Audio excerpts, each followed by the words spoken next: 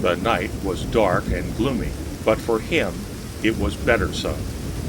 The thick darkness, the approaching storm, all made detection less probable. Lowering clouds, getting across the sky, dimmed the sickly rays of the pale moon. The wind, sloughing in the branches of the cypresses and among the ghostly tombstones, seemed to carry indignation and mournful whisperings from those graves that had escaped the desecration the others had experienced. Ever and anon, the faint, scared chirp of some homeward fluttering bird came softly to his ears. The night was almost breathless with expectancy of the coming storm. The lurid flash of the lightning made the dense darkness almost palpable. The whitful warning of those vivid flashes urged haste upon him. He must complete his work before the storm broke in its concentrated fury. His spade struck heavily against a leaden coffin. He stopped digging and whistled cautiously for his assistant. In a few minutes the coffin had been pried open and the shroud pulled out, bringing rudely with it the cold clay that lay sleeping so heavily in death's long slumber. Presently the body fell with a heavy thud upon the bed of the wagon that waited just without the cemetery gates. The second man covered it with sacking, climbed upon the wagon, and drove away. The first man began to fill in the rifled grave with earth. His task completed, he paused for a moment as he contemplated the mound rising above that hollow mockery of a grave. A sudden premonition, as of evil about to fall upon him, oppressed his spirit. With uncontrollable impulse, he caught up his tools and fled from the spot. The storm was approaching apace. The muttering of the thunder could be heard more distinctly as it grew slowly in volume, and then died reluctantly and threateningly away among the surrounding hills. The moon looked down among the scurrying clouds, her pale and baleful gleams lighting the solitary scene with ghostly light. Among the treetops the vanguards of the tempest rustled and tossed the branches with the sound as of souls sighing endurance. The usual calm night calls of insects were hushed before the approaching of the storm. Only the occasional guttural croak of a bullfrog disturbed the chill hush that had fallen upon nature. A bird's timid, half-affrighted twitter came from the bushes near at hand, and the man glanced casually in that direction before turning homeward. As he glanced, he described in the moon's fitful light a soft, fluttering thing on the ground at his feet. He leaned down and picked it up. It was a woman's silken shawl, such a thing as his sweetheart wound around her delicate shoulders when the evening breezes grew chill. Whence had it come? Even as he asked himself, he knew it had fallen from the body of that dead whom he had disturbed in its solemn sleep. An involuntary shudder gripped him. He would have thrown the thing away, but that its finding at daybreak would have led to the discovery of the violated grave, which might otherwise escape observation. The wind grew chiller, and yet more chill. Autumn had set in with a will, and was sweeping down on the wings of the flying tempest. The boughs of the trees swept lower and lower. The rustling among them grew more audible, more pronounced. It was as if the spirits of the dead were revisiting the scene of their last resting place, crying out in horror and loathing upon the man who had ruthlessly broken in on the slumber of so many of their sad company.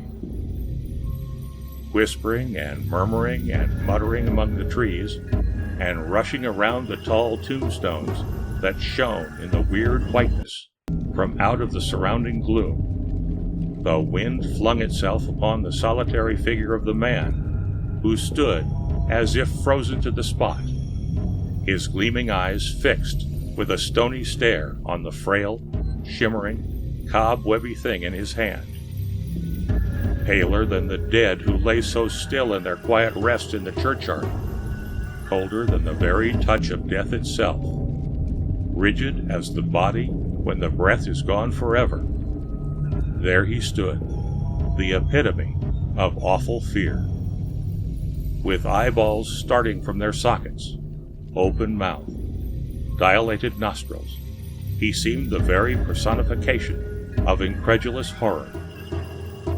The landscape swept and swirled around him. The wind sang in his ears as water sings in the ears of a drowning man. It tugged and pulled and beat at him as he stood immovable, clutched fast in the grasp of an awful fear, a horrible surmise. In those outstretched hands lay the silken trifle, upon which his gaze was fixed with terrible intensity. The scarf was that of his promised wife. Only too well he knew it. That shimmering, lacy scarf he had so often seen about her shoulders. It was hers, hers, hers.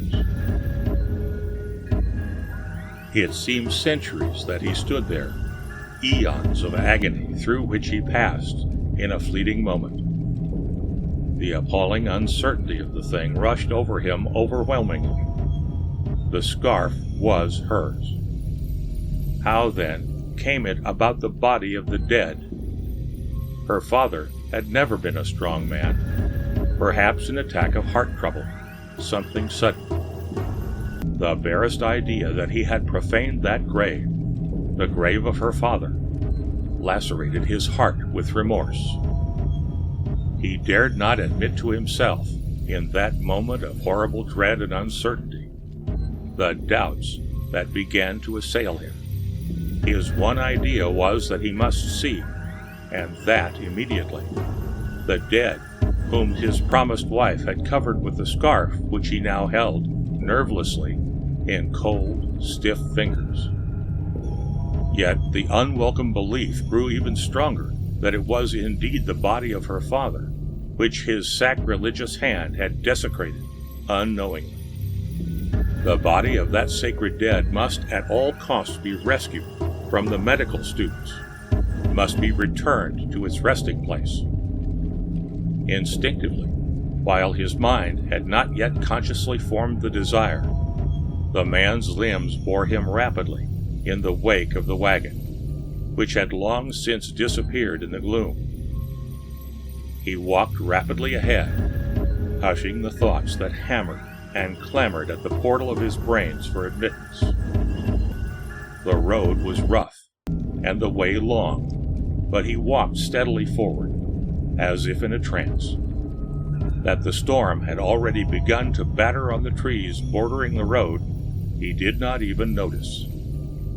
The rain had not yet come, but the wind had sent reinforcements to aid the vanguard, which, during the earlier part of the night, had been rustling and pushing about among the trees.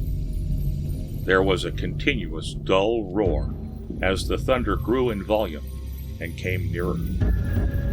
The noise of the wagon wheels had died away, but the dark figure in the road toiled painfully onward.